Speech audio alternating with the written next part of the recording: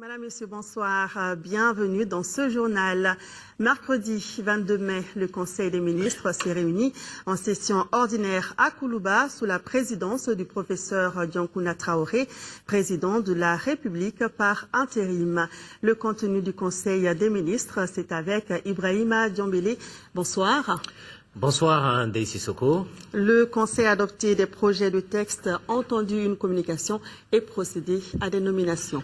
Tout à fait. Mesdames et messieurs, bonsoir, bienvenue. D'abord, au chapitre des mesures réglementaires. Sur le rapport du ministre de l'Économie, des Finances et du Budget, le Conseil des ministres a adopté un projet de décret portant approbation du marché relatif aux travaux de bitumage de la route Bandiangara-Bankas-Koro, frontière du Burkina Faso, tronçon 3, Koro, frontière du Burkina Faso. Le présent marché est conclu dans le cadre de la mise en œuvre de la politique de désenclavement intérieur et extérieur de notre pays.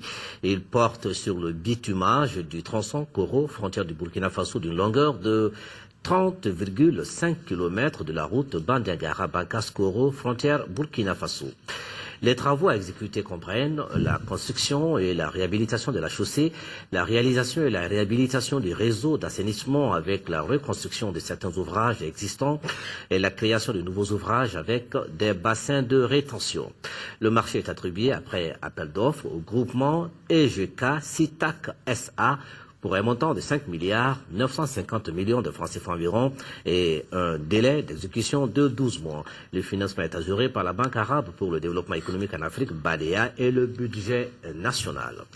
Et sur le rapport du ministre de la Défense et des anciens combattants, le Conseil des ministres a adopté un projet de décret déterminant le cadre organique de la direction des ressources humaines du ministère de la Défense et des anciens combattants. Le cadre organique de la direction des ressources humaines du ministère de la Défense et des anciens combattants fixé par le décret numéro 10-205 PRM du 12 avril 2010 a révélé des insuffisances préjudiciables à son efficacité. Il a été relevé notamment l'impossibilité de faire appel à d'autres compétences en dehors des forces armées, l'absence de précision des profils des militaires appelés à occuper les différents postes du cadre organique. L'adoption du présent projet de décret a pour objet de doter la direction des ressources humaines du ministère de la Défense et des anciens combattants de ressources humaines compétentes pour faire face sur les 5 prochaines années aux enjeux et aux défis liés à l'administration et à la gestion des personnels des forces armées. Le projet de décret précise le profil des officiers et sous-officiers appelés à travailler au sein de la direction et ouvre le cadre organique et d'autres corps de la fonction publique. Au chapitre des mesures individuelles, le Conseil des ministres a procédé aux nominations suivantes au titre du ministère de l'Agriculture, inspecteur à l'inspection de l'agriculture, M. Yacouba Koulibaly, attaché de recherche, M. Oumar Koulibaly, ingénieur de l'agriculture et du génie rural, M. Aliou Konaté, ingénieur de l'agriculture et du génie rural, M. Abdoulaye Traoré, ingénieur de l'agriculture et du génie rural, M. Draman Diarra, ingénieur des eaux et forêts. Au titre du ministère de l'Artisanat et du Tourisme, inspecteur à l'inspection de l'artisanat et du tourisme, M. Seriba Traoré, professeur principal d'enseignement secondaire. Au chapitre des communications, au titre du ministère de la Justice, le Conseil des ministres a examiné une communication relative aux propositions de réponse, aux recommandations issues de l'examen du Mali dans le cadre de l'examen périodique universel EPU du Conseil des droits de l'homme. L'examen périodique universel EPU est un mécanisme d'évaluation des performances des États en matière des droits de l'homme institué au sein du Conseil des droits de l'homme. Il permet de passer en revue les différentes réalisations et efforts entrepris en vue de la promotion et la protection des droits de l'homme du 21 au 25 janvier 2013. Et la situation des droits de l'homme dans notre pays a fait l'objet d'un examen dans le cadre du 2e cycle de l'examen périodique universel, le premier ayant eu lieu en 2008. La présentation du rapport dans un contexte de crise institutionnelle et sécuritaire a donné l'occasion de réaffirmer l'engagement de notre pays avec l'appui de la communauté internationale à rechercher des solutions durables qui prennent en compte les droits de l'homme. Le rapport fait état, entre autres, du cadre normatif et institutionnel mis en place pour la promotion et la protection des droits de l'homme dans notre pays, des progrès réalisés ces dernières années en matière de gouvernance démocratique, d'effectivité des libertés individuelles, des collectives, ainsi que des efforts fournis dans les domaines économiques, social et culturels. À l'issue de l'examen du rapport, les représentants des pays membres du groupe de travail ont salué les progrès enregistrés par le Mali en matière de promotion et de protection des droits de l'homme. Ils ont soulevé des questions et formulé des recommandations tendant à consolider l'ancrage des droits de l'homme dans un autre pays. Les propositions de réponse du gouvernement à ces recommandations font l'objet de la présente communication. Elles seront soumises au Conseil des droits de l'homme pour un examen au cours de sa 23e session à laquelle prendra part une délégation de haut niveau de notre pays. Voilà ce qu'il fallait retenir donc du Conseil des ministres de ce mercredi, Ndeye Sissoko. Merci Ibrahima Djambélé. Vous venez de l'évoquer, le Conseil des ministres a adopté un projet de décret concernant le bitumage du tronçon Koro, frontière du Burkina Faso, un tronçon qui fait partie de la route communément appelée route du poisson. Après ce journal, nous rediffuserons un magazine de Fatima Sidibé consacré justement à cette route. En attendant, juste après le Conseil des ministres, le président de la République par intérim est allé à la commission Dialogue et Réconciliation. C'était pour s'enquérir de l'installation effective de la structure. Une occasion pour le professeur Djankounda Traoré de saluer et encourager les commissaires pour leur nouvelle mission, à savoir réconcilier tous les Maliens. Reportage de Ibrahima Traoré. Commission Dialogue et Réconciliation, la structure reçoit la visite du président de la République par intérim. Djankounda Traoré rencontre d'abord le premier responsable de la CDR pour un tête-à-tête. Cette brève entrevue est aussitôt suivie d'une réunion avec l'ensemble des membres de la commission. Occasion pour Mohamed Salia Sokona d'annoncer au président Traoré l'installation progressive de sa structure. Déjà, tous les commissaires sont imprégnés du règlement intérieur et autres textes qui régissent la commission. La CDR envisage pour bientôt des missions à l'intérieur du pays.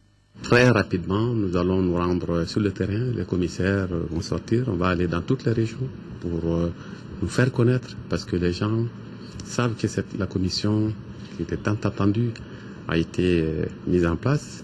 Mais il faut qu'on aille sur le terrain, qu'on rencontre la population. Je pense que tout ça aussi, ça participe de l'information, de la sensibilisation, en attendant que nous atteignions notre objectif de croisière. Le président de la République par intérim a tenu à rappeler la difficile mais pas impossible mission de la CDR. Il dira que c'est un véritable travail de sacerdoce qui attend les uns et les autres pour recoudre le tissu social. Lorsqu'on parle d'unité nationale, cela veut dire que nous voulons que toutes les communautés qui vivent sur ce territoire vivent en parfaite harmonie. Et c'est là ce qui est d'essentiel aujourd'hui à obtenir pour le Mali. Nous parlons de reconstruction, nous parlons de paix et de sécurité, nous parlons de développement, nous parlons de beaucoup de choses, et toutes ces choses-là sont conditionnées par la réconciliation nationale. Un peuple qui n'est pas réconcilié avec lui-même, des hommes et des femmes qui ne s'entendent pas, qui ne se font pas confiance, qui n'ont pas envie de vivre ensemble, je crois qu'ils ne peuvent pas constituer une nation. Et c'est pour vous dire que la mission dont vous êtes investi aujourd'hui est une mission capitale. Une mission capitale. Vous entendrez beaucoup de choses. Les gens sont de tempéraments différents. Ils éprouvent des sentiments différents devant les événements. Mais n'oubliez jamais que vous ne devrez jamais vous laisser dévier de votre chemin. Partout, vous rencontrerez parfois des extrémistes qui vous diront non, nous ne voulons pas de ça, ils ont fait ceci, ils ont fait cela. Mais c'est justement pour ça que vous êtes là. C'est pour réconcilier tout ce monde-là. S'il n'y avait pas de problème entre les gens, s'il n'y avait pas de besoin de réconciliation, vous n'auriez pas été créé. Si vous avez été créé, c'est parce que justement, il y a des problèmes entre les gens. Et ce sont ces problèmes-là qu'il faut aplanir. Vous aurez besoin de beaucoup de patience, d'un sens de l'écoute extraordinaire. Vous entendrez de bonnes choses, vous entendrez de mauvaises choses. Parfois, on vous insultera. Il faudra accepter tout ça. Pour notre pays, pour le Mali. Le président Dioncounda Traoré a réitéré sa disponibilité et celle du gouvernement à accompagner la commission dialogue et réconciliation. Mais la structure semble attendre encore les moyens nécessaires pour atteindre sa vitesse de croisière. Un peu plus tôt, avant cette visite du président de la République par intérim, c'est l'ambassadeur de Chine au Mali qui a été reçu par le président de la commission dialogue et réconciliation, Thiaw Zongming, d'y apporter le soutien de son pays à cette initiative. Son entretien avec Mohamed Salia Sokona a essentiellement porté sur les missions de la commission. Thiaw Zongming, à sa sortie d'audience, s'est exprimé au micro de Ibrahima Traoré. Le président nous a présenté les fonctions et le fonctionnement de cette commission. Et ça nous facilite de mieux connaître cette commission. Nous pensons que la commission, il a bien installée, va jouer un rôle important dans la vie politique du Mali. Je crois que après la guerre du Nord, maintenant, le dialogue et les réconciliations peuvent laisser le Mali de trouver une stabilité durable. Avec la stabilité et la sécurité, le Mali va relancer son économie et nous espérons que cette commission va obtenir un grand succès. Je crois que la Chine va toujours soutenir cette commission. Série d'audiences au Haut Conseil des collectivités. Le président de l'institution a successivement reçu l'ambassadeur du Ghana, une délégation du comité de plaidoyer de la société civile et le réseau des jeunes des partis politiques du Mali. Le compte-rendu des audiences avec Aïssata Ibrahim Maïga. Le motif principal de cette rencontre de l'ambassadeur du Ghana avec le président du Haut Conseil des collectivités est d'échanger sur une possible collaboration entre le Haut Conseil des collectivités du Mali et celui du Ghana. À notre niveau, nous avons essayé d'amener la gouvernance jusqu'en bas, comme ici on parle surtout de décentralisation, pour que les bas peuples puissent se sentir vraiment concernés par rapport à des prises de décision qui concernent sa propre vie. Et à ce niveau, nous avons suggéré à ce que les deux institutions essaient de mettre en place une petite commission pour des visites mutuelles au Ghana et au Mali, pour qu'ensemble ils puissent voir qu'est-ce qu'ils peuvent faire ensemble pour vraiment le bien-être de nos deux populations. Le comité de plaidoyer de la société civile sollicite, lui, l'accompagnement de l'institution dans la prise en charge du genre en ce qui concerne la loi électorale adoptée il y a quelques jours par les députés. On avait écrit au président des institutions, à des ministres et puis à d'autres personnalités pour voir comment on pouvait bénéficier de leur soutien pour intégrer le genre dans la loi électorale.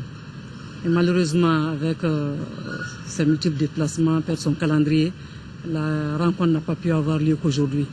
Et nous savons que la loi électorale aussi a été adoptée sans que cette mesure ne soit prise en compte dans le dit projet de loi. Ça veut dire que nous continuons le combat. On ne va pas baisser les bras. Nous allons voir d'ici les législatives qui va être fait pour la fin de l'année, qu'est-ce qui pourrait être fait pour prendre le genre en compte dans cette loi électorale.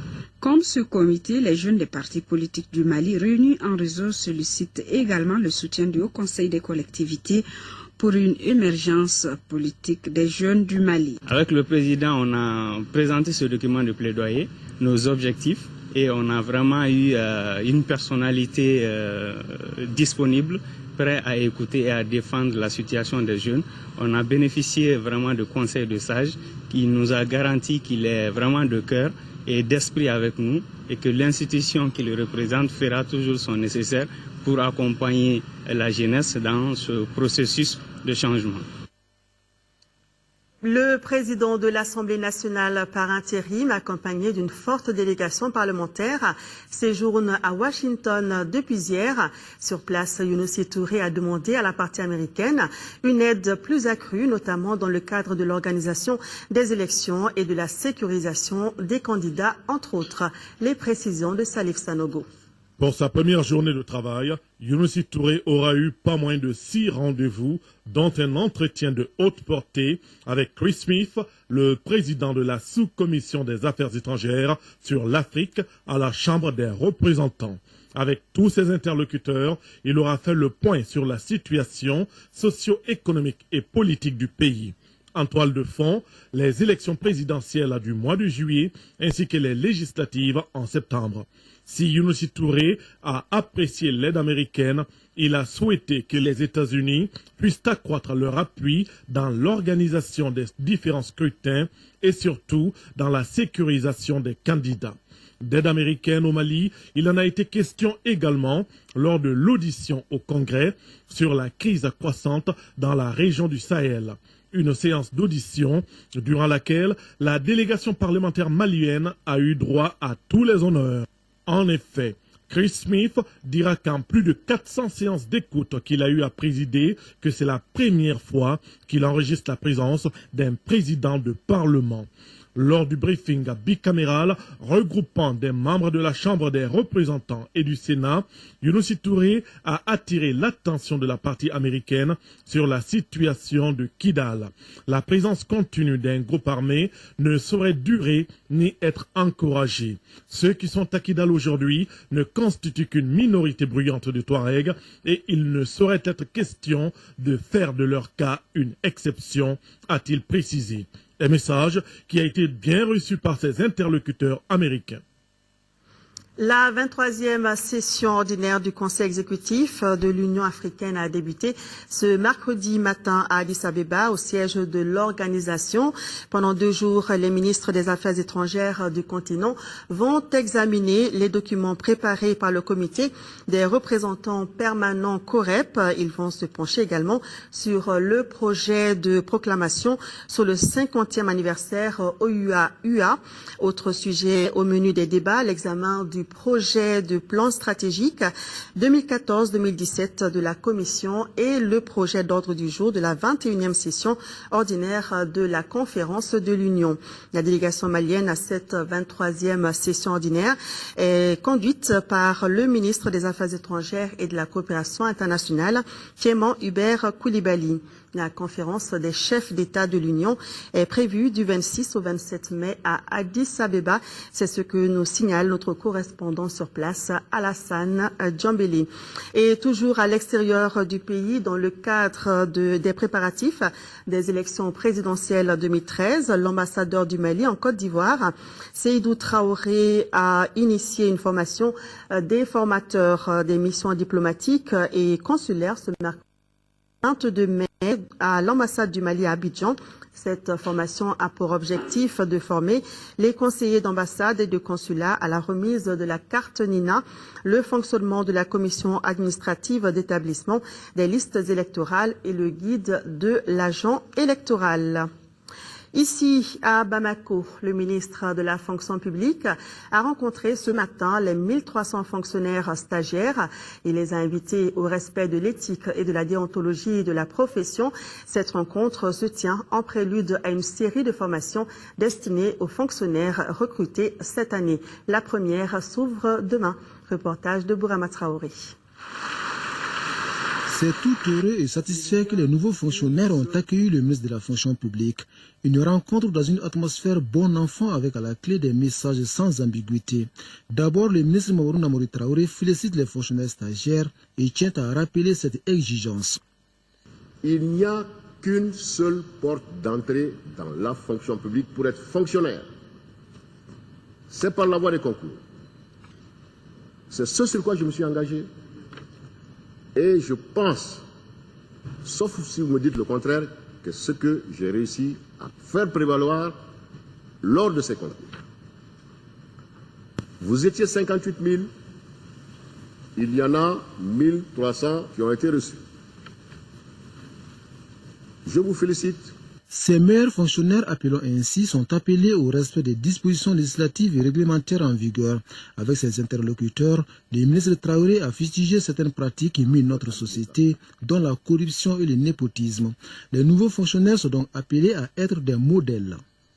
Vous êtes donc des jeunes fonctionnaires. Vous avez acquis dignement ce titre, vous devez rester dignes, loyaux et intègres vis-à-vis de l'État. Vous devez veiller à tout moment à préserver les intérêts de la collectivité et éviter, dans le service comme dans le privé, tout ce qui serait de nature à compromettre le renom de la fonction publique. Vous ne devez pas utiliser vos fonctions à des fins personnelles, car cela s'appelle la corruption. La rencontre entre le ministre de la fonction publique et les fonctionnaires stagiaires se tient en prélude à une série de formations. Ces formations visent à mieux outiller les nouvelles recrues afin qu'elles puissent répondre efficacement aux attentes des usagers et de l'administration publique. Dans le cadre de la concertation régulière avec les partenaires sociaux, une réunion a regroupé ce mercredi 22 mai au ministère de l'Enseignement supérieur et de la Recherche scientifique. Le gouvernement, représenté par le ministre de l'Enseignement supérieur et de la Recherche scientifique, et le ministre délégué chargé du budget et le bureau de coordination de l'AEM. La réunion a débattu des points de revendication qui ont essentiellement trait au paiement des bourses et trousseaux, aux problèmes d'inscription au titre de l'année universitaire 2012-2013, ainsi qu'au cas de sanctions disciplinaires ayant visé des responsables de l'AEM à Sikasso. À l'issue des échanges fructueux, les deux parties ont convenu de ce qui suit. Pour l'AEM, la levée de son mot d'ordre de grève et la recherche de solutions à ces doléances dans le cadre de la concertation avec la partie gouvernementale compte tenu de la situation particulière du pays. Pour le gouvernement, le paiement des bourses et trousseaux régulièrement dus dans les plus brefs délais, la poursuite et l'amélioration de la bancarisation des paiements des bourses et trousseaux des étudiants, le règlement définitif des problèmes d'inscription des étudiants dans les facultés dans les meilleurs délais. Et c'est signé par les trois parties. Le ministre de l'Environnement et de l'Assainissement, Ousmane Agrissa, a rencontré cet après-midi les maires du district de Bamako. La question de l'insalubrité de la ville était au centre des échanges. Pour y remédier, un plan d'urgence d'assainissement de la ville de Bamako est proposé par les acteurs. Agali Agrissa. L'assainissement de la ville de Bamako est devenu un casse-tête auquel il faut trouver une solution le plus rapidement possible. Une solution à laquelle les acteurs de l'assainissement s'attellent en initiant cette rencontre. Les 6 maires ou leurs représentants, le gouverneur et le ministre en charge du département ont échangé sur la question. Ces échanges ont permis d'identifier les difficultés inhérentes à l'évacuation des déchets hors de la ville de Bamako. Les problèmes qui se posent au niveau de l'assainissement sont de deux ordres. Premièrement, il y a les dépôts de transit. Puisque leur nombre est insuffisant, alors ça fait qu'il y a plus de dépôts anarchiques. Deuxièmement, c'est que ces dépôts de transit, la mairie n'arrive pas aujourd'hui à les évacuer vers la décharge finale, faute de moyens. Face à ces problèmes, des mesures d'urgence s'imposent afin d'améliorer le cadre de vie des millions d'habitants de la ville de Trois-Caïmans. Le programme d'urgence que nous avons élaboré, qui consiste à dégager un certain nombre de tas d'ordures les plus importants dans la ville de Bamako. La deuxième chose, c'est de réfléchir aussi sur comment trouver une solution durable à cette question des ordures de Bamako. Et des stratégies ont été dégagées sur lesquelles nous allons travailler pour voir comment à l'avenir équiper chacune des mairies, la doter de tous les matériels qu'il faut pour pouvoir assurer une gestion quotidienne, régulière et pérenne. Rappelons que le schéma actuel d'assainissement de la voirie prévoit l'évacuation d'environ 2300 m3 par jour. Des efforts qui n'empêchent pas la formation de monticules de déchets à travers la ville. Revenons dans le monde scolaire pour vous dire que les élèves et les professeurs scientifiques étaient en conclave ce matin dans l'amphithéâtre de la faculté des sciences et techniques FAST, donc les étudiants. C'est à la faveur d'une conférence grand public animée par le professeur de physique Dioïla Bagayoko. Les détails dans nos éditions de demain avec Cheikh Omar Sangari. La collaboration entre la force Serval, l'AMISMA et les forces armées maliennes, la transformation de l'AMISMA en MINUSMA, tels sont entre autres sujets évoqués par le porte-parole de l'AMISMA. C'était lors du traditionnel point de presse de la mission. Notre reporter Aloussene Touré pour les détails. Environ 4/5 des forces de la MISMA sont déployées sur le terrain et couvrent la presque totalité du territoire. Nos hommes sont à Menaka, à Gao, à Songo.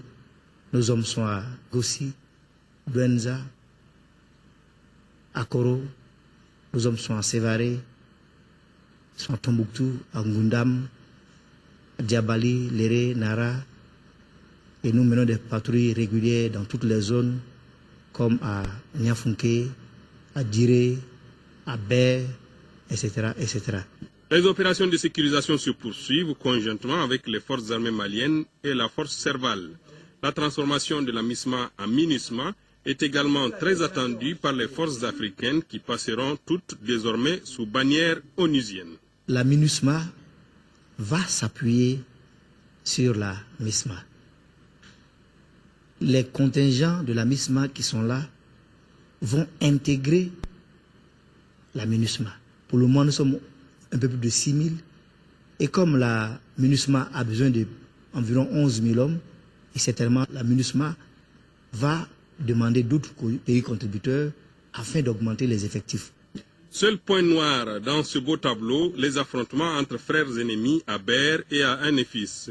Une situation plus qu'embarrassante, car s'ajoutant à l'incontournable question de Kidal. Les prochains jours nous instruiront sur l'évolution de cette situation. La direction de l'information et des relations publiques des armées informe la presse nationale et internationale qu'en raison des travaux de réflexion entrepris dans sa salle de conférence, les points de presse habituellement prévus les lundis et jeudis sur les opérations au nord sont reportés à une date ultérieure. En 4e région, l'état-major général des armées mobilise les forces armées de sécurité pour la protection des droits humanitaires. Il a organisé une session de formation sur le respect strict des droits des femmes et des enfants pendant les conflits armés. L'idée est de mieux maîtriser les normes juridiques nationales et internationales en temps de guerre. Reportage de Brahima Kone. L'état-major général des armées estime que les femmes et les enfants sont les couches les plus vulnérables de la société en temps de guerre. Le respect strict de leurs droits s'avère obligatoire pour la restauration d'un climat de confiance en période de conflit et post-conflit. Il est perçu comme l'un des éléments clés de la résolution de la crise sécuritaire de notre pays. Le thème de ce séminaire qui est, je cite, « Sensibilisation et formation en droit et protection des femmes et des enfants » pendant les conflits armés des forces armées et sécurité, vu la situation du Mali est très significatif pour notre armée. C'est pourquoi nous vous invitons, les séminaristes, à beaucoup d'attention et d'écoute. Je pense que les forces armées de sécurité doivent être en première ligne pour ce respect strict des droits de la personne pendant la situation des conflits armés. C'est à travers ces formations que la hiérarchie militaire s'engage à démontrer leur volonté et leur souci de respecter et de faire respecter les droits humains pendant les conflits armés, dont ceux des femmes et des enfants. Les initiateurs de cette session de formation devront s'appesantir sur la vulgarisation du code de conduite des forces armées de sécurité. C'est ce qui facilitera la maîtrise des normes juridiques nationales et internationales pour les participants. Nous souhaiterons que tous les instruments juridiques nationaux, internationaux relatifs au respect des droits de la personne que notre pays a adhéré soient respectés par nos soldats sur les théâtres d'opération. Le gouverneur de région Thierno Boubacar Sissé a réaffirmé son soutien à cette initiative de protection des droits humanitaires. Un atelier national regroupe différents acteurs pour réfléchir sur les voies et moyens pour réussir la réconciliation et la reconstruction post-conflit au Mali. Cette session est organisée par les ministères en charge de l'environnement et de l'administration territoriale. Rachel Tessougui. Comment l'aide humanitaire d'urgence indispensable en phase post-conflit peut-elle intervenir pour soulager les souffrances des habitants du Gourma malien? C'est à cette question que vont tenter de répondre les participants à cet atelier. La zone du Gourma, composée de 3 régions, Mopti, Tombouctou et Gao, se trouve être l'une des plus touchées par le conflit armé. Pour les zones touchées par le conflit, c'est votre engagement, votre détermination à aller dans le premier temps dans la réconciliation sociale qui déterminera la réussite de la reconstruction physique. Et cela est la condition première pour assurer le survie d'un patrimoine national. Selon le ministre délégué auprès du ministre de l'administration territoriale, de la décentralisation et de l'aménagement du territoire, la réconciliation et la reconstruction de la zone du Gourma sont des conditions indispensables pour envisager l'avenir de notre pays. Le présent atelier vise à faire en sorte que nous puissions nous pencher sur les voies et moyens de rétablir la paix sociale, reconstruire à moyen et long terme les infrastructures, rétablir le tissu économique et envisager un avenir commun avec toutes les populations du Mali en général et celle du Gourma en particulier. La zone du Gourma tire surtout sa spécificité dans la présence des éléphants dont la préservation constitue un enjeu national et international. Suite aux nombreuses contributions, le ministre de l'Économie, des Finances et du Budget informe le public que la situation du compte bancaire ouvert à la BDM SA, intitulé Appui aux forces armées, présente à la date du 17 mai 2013 un solde de 2 817 546 141 francs CFA. Le ministre de l'Économie, des Finances et du Budget renouvelle sa profonde gratitude à l'ensemble des généreux donateurs et les informe que la liste complète des donateurs figure sur le site web du ministère. À Dakar, une grande prière a été initiée dans la localité de Mbour pour le retour de la paix au Mali et en Casamance. C'était lundi dernier en présence de nombreux fidèles et d'une délégation de l'ambassade du Mali au Sénégal. Reportage de Suleiman Kantara Sissoko. Ngekok, localité située près de Mbour, lieu de convergence de tous les musulmans désireux de sacrifier à la traditionnelle prière de Salatul Tasbih. Cette année, c'est la 43e édition. La première a eu lieu en 1970 avec comme seul unique objectif de se faire pardonner les péchés. La Salatul Tasbih, ou prière de la purification, regroupe chaque année tous les guides religieux du Sénégal et plusieurs délégations d'Afrique et d'ailleurs. Dès les premières heures de la matinée de ce 20 mai, les fidèles musulmans ont pris d'assaut pour prier Salatul Tasbih, que certains érudits avaient appelé assurance touriste.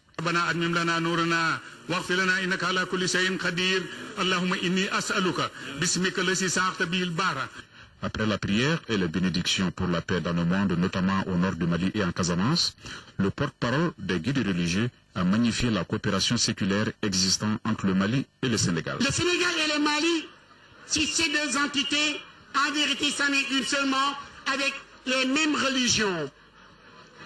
La coutume, les us donc, tout se retrouve de part et d'autre. L'ambassadeur a pour sa part remercié les autorités et le peuple sénégalais pour leur soutien au Mali durant les dures épreuves. C'est la deuxième édition à laquelle j'assiste, consacrée en grande partie aux prières et bénédictions pour le retour de la paix au Mali. On ne sait pas combien de dizaines de milliers de fidèles se sont retrouvés ici, il y en a beaucoup. Parmi eux, il y a certainement au moins un pour lequel les prières seront acceptées. Retour au Mali, nous allons dans la région de Tombouctou où la situation sécuritaire est calme. Le constat a été fait aujourd'hui par le chef de la MISMA qui a effectué une visite sur le terrain. Pierre Bouyoya y a rencontré les militaires du bataillon Badenia du Burkina Faso et les autorités administratives. Nous y reviendrons dans nos éditions de demain avec nos envoyés spéciaux Karunga Konaté et Mamari Kone. La région de Tombouctou est calme, néanmoins elle est confrontée à un sérieux problèmes humanitaires liés à l'alimentation, à l'éducation et à la protection civile. L'UNICEF et la FAO ont entrepris des actions pour la sécurité alimentaire des populations. Reportage de Yaya Tandina. Le programme alimentaire mondial PAM, le Fonds des Nations Unies pour l'éducation et la culture UNICEF et l'Organisation internationale pour l'alimentation FAO, ces agences humanitaires des Nations Unies ont voulu à travers cette visite à Tombouctou évaluer les besoins humanitaires et faire l'état des lieux. Une rencontre avec les autorités régionales a permis à la délégation de s'imprégner de la situation sécuritaire et alimentaire dans la région. Des actions seront entreprises dans ce domaine afin d'entendre le chef de la délégation. On fait un travail conjoint à Tombouctou. On a commencé les cantines scolaires dans cette école et dans 149 écoles dans la région de Tombouctou. L'UNICEF aussi appuie ses activités dans cette école. Elle donne des cahiers, des ardoises aux enfants. Pour la FAO, ils sont en train d'appuyer les parents avec des semences et des engrais. Autre temps fort de cette visite, les échanges avec l'imam de la grande mosquée et la rencontre avec les élèves responsables de l'école de Bariz. Nous nous réjouissons de votre arrivée chez nous. Merci pour votre assistance. Merci PAM. Merci UNICEF. Ces agences du système des Nations Unies sont restées avec nous pendant toute la crise. Quant à l'engagement du gouvernement à tenir son rôle, qui est de faire venir tous les anciens qui ont dû être déplacés par la force des choses, de favoriser la reconstruction des infrastructures, l'équipement et la mise à disposition du matériel didactique. Ces échanges ont permis aux représentants des agences humanitaires de rencontrer parallèlement leurs cibles et programmer des actions dans le futur. À Caille, la coopération entre la région Île-de-France et le Conseil régional de Caille se porte bien. En témoignent les nombreux projets réalisés en 20 ans de coopération et le tout dernier projet qui compte appuyer les déplacés du Nord résidant dans la région de Caille pour plus de 32 millions de francs CFA. Le lancement du projet avec Mahamadi Alioubari. Ces signatures marquent le lancement du projet d'appui aux déplacés des régions du Nord résidant dans la région de Caille. L'objectif principal de ce projet est d'améliorer les conditions de séjour et de retour de ces déplacés dans leur région d'origine. Il permettra à coup sûr aux déplacés d'exercer des activités génératrices de revenus, toutes choses que le président du conseil régional de Caille, Bandjougou Diawara, apprécie à leur juste valeur. Ce projet financier va s'inscrire dans ce cadre-là, appuyer ceux qui veulent retourner quand les conditions le permettent et ceux qui, pour d'autres raisons, souhaiteraient rester encore un peu de temps parmi nous en région de Caille, accompagner cela à travers la mise en place d'activités génératrices de revenus, mais également prendre en compte la scolarisation ou la scolarité des élèves. Cet élan de solidarité de la région de Caille à l'endroit des déplacés pour soulager leurs souffrances doit être multiplié. La région de Caille, il y a eu un choix particulier qui est celui de ne pas faire de camp de réfugiés, et donc de recevoir chez l'habitant l'ensemble des déplacés qui sont venus se réfugier ici. Donc dans ce cadre-là, nous avons mis en place, mis en œuvre et voté à la région Île-de-France un budget spécifique de 38 200 € sur un projet global de 49 150 € qui vient en appui à ces déplacés et à l'action particulière qu'a menée la région de Caille. Signalons que ce projet est financé par la coopération Île-de-France à hauteur de 32 millions de francs CFA pour une durée de 7 mois et couvrira les 7 cercles de la région de Caille. Sur un tout autre sujet, à l'occasion de sa rentrée politique à Baguinda, la CODEM, la Convergence pour le développement du Mali, a enregistré de nouvelles adhésions. L'événement a fait l'objet d'une cérémonie présidée hier par son président Fousseni Amionguindo. Reportage de Timoko Sagara. Les populations de Baguineda ont pris d'assaut le nouveau siège de la CODEM, Convergence pour le développement du Mali. Ici, les militants du parti de la Quenouille sont venus être témoins de la rentrée politique de leur parti, mais aussi l'enregistrement de nouvelles adhésions. Nous sommes venus aujourd'hui à Baguinda pour recevoir en fait le maire, ses conseillers et aussi le maire de Dialakorodji et ses conseillers et des conseillers dans la commune de Dogodouma. Selon le président candidat, la CODEM appartient aux militants engagés et dévoués pour la cause du parti. Il n'y a ni premier ni dernier venu. C'est pourquoi les échanges ont porté sur les préoccupations majeures des populations de Kati et de Baguineda, entre autres l'aménagement des terres, la maîtrise de l'eau, l'électricité, la bonne gouvernance, le problème des déplacés du Nord et l'école. La CODEM va mettre l'éducation et l'agriculture en tout cas au cœur de son programme de gouvernement et même de la profession de foi du candidat à CODEM. C'est pourquoi les militants du parti, à l'unisson, ont renouvelé leur engagement à soutenir leur président candidat aux élections présidentielles de 2013. Pendant 5 ans, la CODEM n'a pas arrêté de travailler. Donc je peux dire que c'est une force. Peut-être qu'on ne tardera pas à découvrir. L'inauguration du nouveau siège et la visite des locaux ont mis fin à cette rentrée politique de la CODEM à Baguineda. La Banque nationale pour le développement de l'agriculture, BNDA, a tenu à Paris la 113e session de son conseil d'administration. Malgré la crise, des avancées ont été enregistrées dans plusieurs domaines, notamment en ce qui concerne les offres de services et l'accroissement de la clientèle. Reportage de Makanfin Konaté. La BNDA a enregistré 18 000 nouveaux clients en 2012. 7 agences supplémentaires et 4 nouveaux distributeurs automatiques ont été installés. Les administrateurs ont renforcé la rigueur dans la gestion par la multiplication des contrôles et des réunions de direction. Ces différentes décisions ont permis à la Banque nationale pour le développement de l'agriculture de maintenir le cap en matière de résultats. Le volume des crédits octroyés par la banque a atteint 252 milliards de francs CFA, en régression de moins 2%, mais aussi la collecte des dépôts a atteint un niveau de 153 milliards de francs CFA, soit une progression de 2,5%. Au même moment, le produit net bancaire de la banque a progressé pour atteindre 22 milliards de francs CFA et le résultat net après impôt a atteint 3 milliards 097 millions de francs CFA. Et enfin, le total du bilan de la banque s'est stabilisé à 244 milliards de francs CFA. Les administrateurs de la banque ont souhaité et encouragé le retour de la banque dans les régions affectées par la crise sécuritaire au nord du Mali.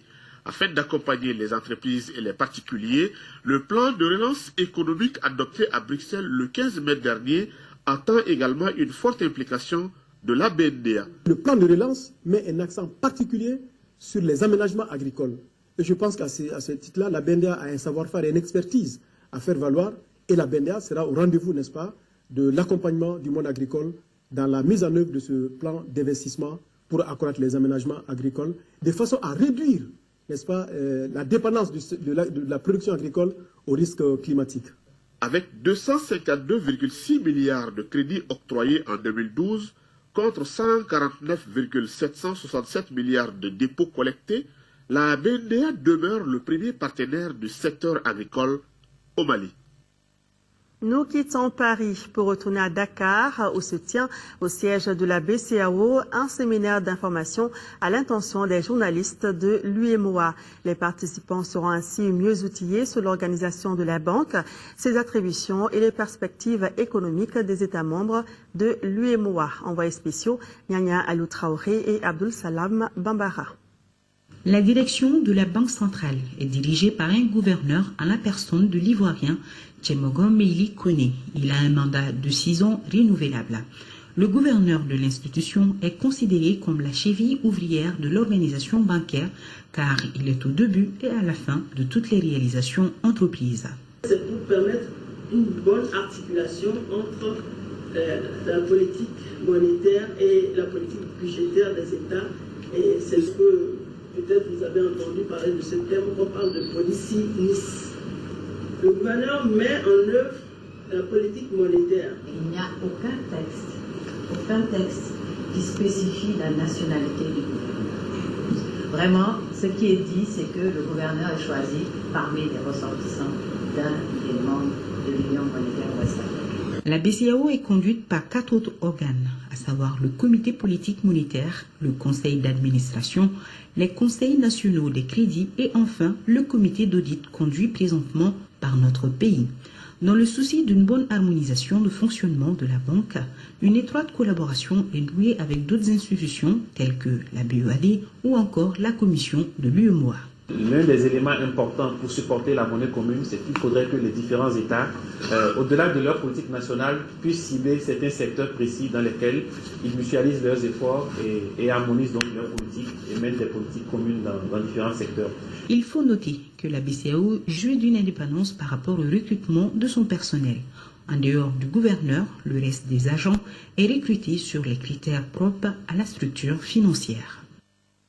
Retour à l'actualité nationale, sensibiliser les employeurs et les employés à la prévention et à la gestion des risques professionnels. C'est le but visé par le Centre africain de prévention des risques professionnels. Le centre organise depuis hier un colloque sur le sujet à l'intention des participants venus de plusieurs pays africains. Reportage de Aloussene Touré. La prévention des risques professionnels en entreprise est un facteur d'accroissement de la productivité.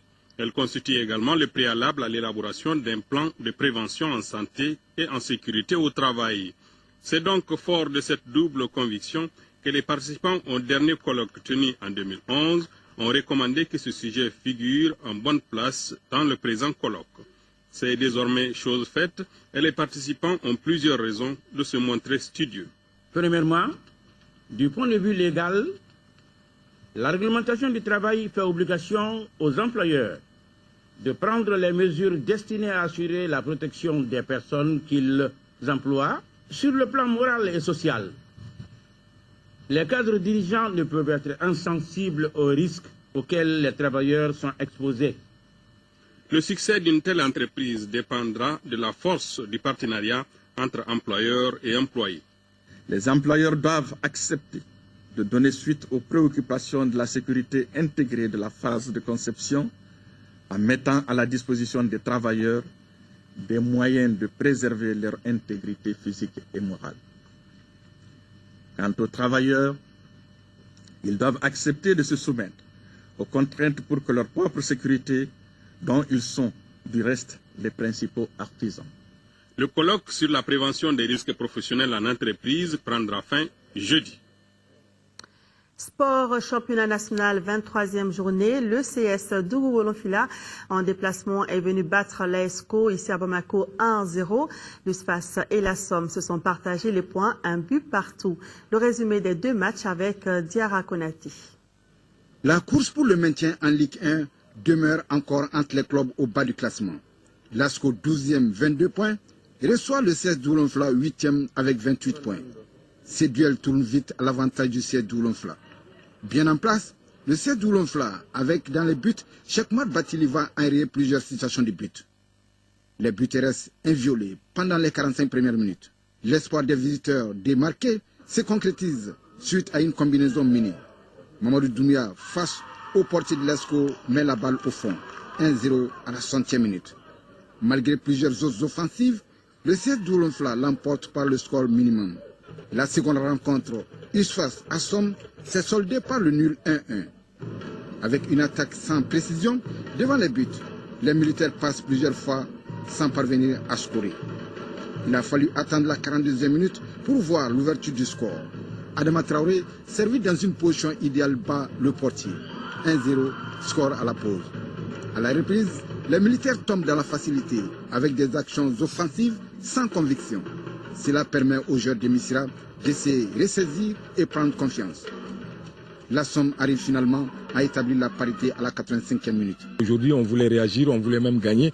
On était venu vraiment pour gagner. Mais on a eu un bon point. L'histoire se contente désespérément de ces résultats 1-1. Voilà, et vous le savez, le Conseil des ministres a adopté un projet de décret concernant le bitumage du tronçon Koro aux frontières du Burkina Faso, un tronçon qui fait partie de la route communément appelée route du poisson. Après ce journal qui s'achève, nous proposons en rediffusion un magazine de Fatima Sidibé consacré justement à cette route. Merci à vous d'avoir suivi ce journal. Je vous donne rendez-vous pour demain, mais avant, retrouvez Amara Malé Diallo. Très bonne suite de programme sur l'ORTM et sur notre site www.ortm.ml. Bonsoir.